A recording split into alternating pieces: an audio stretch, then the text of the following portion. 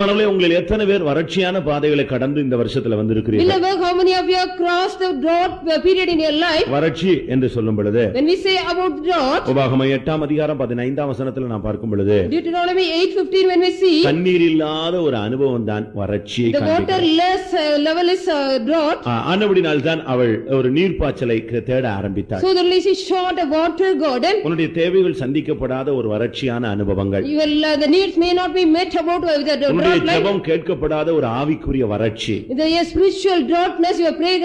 உன்னுடைய விசுவாசத்துல உன்னால் நிக்க முடியாத ஒரு ஆவிக்குரிய வறட்சி, A drouhtful life you cannot live in your faith. சத்தியத்தின்படி வாழ முடியாமல் ஒரு தடுமாற்றம், You are having a stumbless, you can't live according to the truth. உலக பிரகாரமான உன்னுடைய தேவைகள் சந்திக்கப்படாத ஒரு சூழ்நிலை, The valley needs of the world not at met. தேவைகள் அதிகரித்தது ஆனால் அது பூர்த்தி செய்யப்படவில்லை. The needs were increased but it was not fulfilled. நீ முயற்சி செய்தாய், அது உனக்கு எட்டவில்லை. You have taken steps but it not நீ prospered you. வாஞ்சித்தாய், அது உனக்கு கிடைக்கவில்லை. You desired but you did not get it. நீ ஜெபித்தாய், பதில் கிடைக்கவில்லை. You prayed but you did not get any answer. இப்படிப்பட்ட அனுபவங்கள் உங்களில் எத்தனை பேருடைய வாழ்க்கையில சம்பவித்தது? How many of this had this experience in your life? சில நேரங்களில் ஏதோ ஒரு சிறு மழை பெய்தது போல சில காரியங்கள் நடந்திருக்கலாம். Sometimes you may get a small rain like ஆனால் nature. வறட்சியை எத்தனை பேர் அனுபவித்தீர்கள்? How many of you enjoyed the droughtness in your இன்னொரு life? விதத்துல நான் பார்க்கும் பொழுது If we say in another way, உபாகமம் 28ஆம் அதிகாரம் 22ஆம் வசனத்தின்படி பார்க்கும் பொழுது according to Deuteronomy 28:22, அங்கே என்ன what சொல்லப்பட்டிருக்கிறது? is said here? வியாதி ஒரு வறட்சி.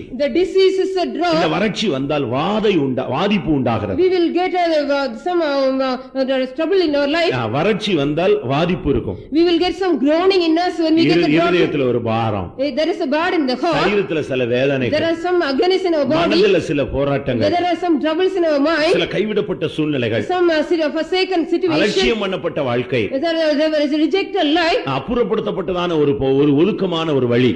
A path which is gone so go astray. பிரியமானவர்களே, எத்தனை பேர் இந்த வறட்சியை உங்களுடைய வாழ்க்கையில நீங்கள் சந்தித்தீர்கள்? You dear beloved, how many of you met a drought in your life? யோபு 24:19 நாம் பார்க்கும் பொழுது Job 24:19, when we see வறட்சி உறைந்த மழையை பட்சிக்கும் போன்னு சொல்லியிருக்கு. the drought will consume the snow.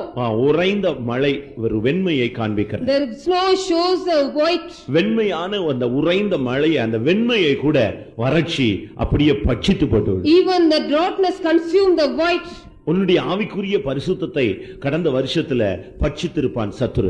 My enemy might have consumed your droughtness, the உன்னுடைய holiness. விசுவாசத்தை அவன் நொறுக்கி போட்டிருப்பான். He might have bruised your faith. இந்த வறட்சி உன்னுடைய விசுவாசத்தை தடுமாற வைத்திருக்கும். The drought might have made you stumble your faith. இந்த வறட்சி உன்னுடைய பிரதிஷ்டையை உடைத்து போட்டிருக்கும். It might have broken your consecration. உன்னுடைய தீர்மானங்களை நீ மீறி போயிருப்பாய். You might have transgressed your சத்தியத்தை decision. விட்டு நீ விலகி You போயிருப்பாய். might have gone astray from the truth. இப்படிப்பட்ட வறட்சி எத்தனை பேருடைய வாழ்வில கடந்த வருடங்களில் சம்பவித்தது? In the last year, how many of you had such kind of droughtness? இந்த வருடத்திலும் அதே கோரஸ், அதே பாட்டு, அதே நிலவரத்தில் நீ தொடரக்கூடாது என்பதற்கு தான் இந்த மெசேஜ் மூலமாய் கர்த்தர் உன்னை சந்திக்க விரும்புகிறார். God want to meet you with the same message this year also. You should not go the same life. இந்த வறட்சி வந்ததனால நீ விண்ணப்பித்திருப்பாய், ஆனால் பதில் இருந்திருக்காது. You might have made a supplication but you did not get an answer because of this.